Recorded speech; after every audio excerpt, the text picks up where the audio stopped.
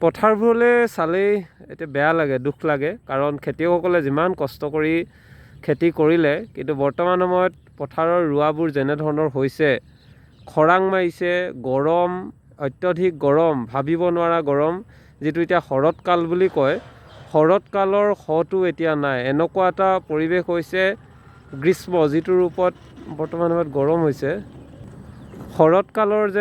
শৰৎকালৰ কোনো এটা প্ৰভাৱেই নাই, এনেধৰণৰ জলবায়ু পৰিৱৰ্তন হৈছে।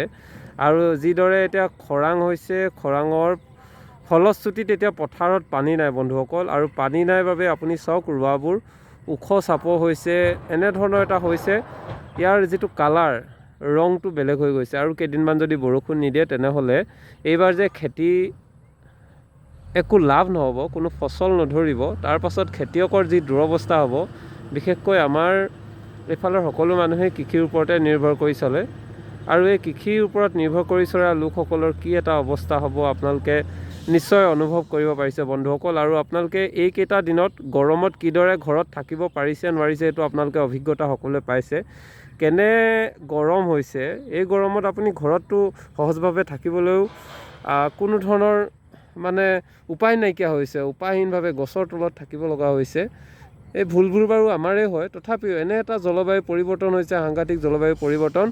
এই ধাননিবোৰ পথাৰবোৰত পানী নাই এতিয়া, যিটো হৈছে ওখ চাপৰ হৈছে ৰোৱাবোৰ চাওকচোন, কোনোবাখিনিত ওলাইছে ৰোৱা, কোনোবাখিনিত ৰোৱাবোৰ মৰি গৈছে। এনে এটা পৰিৱেশলৈ পৰ্যায়লৈ গতি কৰিছে।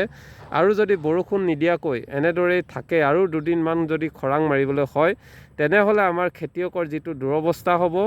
আপোনালোকে জানেই খেতি কৰোঁতে কিমান টকা খৰচ হয়, কিমান ধন খৰচ হয়।